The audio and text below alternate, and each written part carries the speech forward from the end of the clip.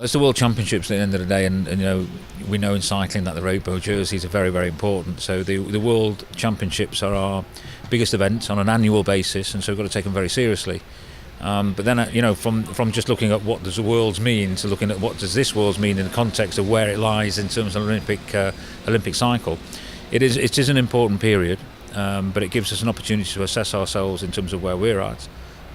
Some of the training approaches, some of the lineups, and it guides us really, and also a good opportunity to assess ourselves against the rest of the world and see where we stand against everybody else, and that then can guide our future plans for the next 2 years. When you bring youngsters into a squad, it takes time for them to develop, and you've got to be careful not to expect too much too soon. And the optimal kind of level of development is one where they're challenged in a positive sense, but they don't feel scrutinised or an overbearing kind of pressure to perform.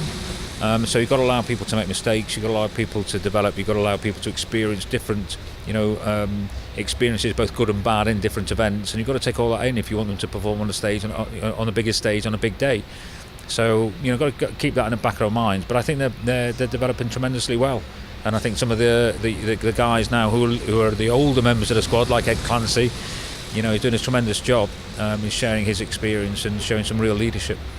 There's a growing number of talent, a volume of talent, if you like, within the sport of track cycling, which has benefited us tremendously. So I'd like to think that, thanks to some of those, maybe the Chris's, the Jason Queelys, the Vicky Pendletons of the world, that their performances have attracted and inspired other people to get into the sport, and now we're seeing those youngsters come through and giving us that strength and depth. So it's hopefully it's a virtuous circle that keeps on going. Well, it's a different bunch of riders and a different set of criteria, but I don't think there's any. I don't think it's rare that you keep the same level of intensity and the same level of performance right the way through an Olympic cycle. Tend to come off a little bit and then build back up again, and it'd be no surprise to me if that happens again, and we no cause for concern either.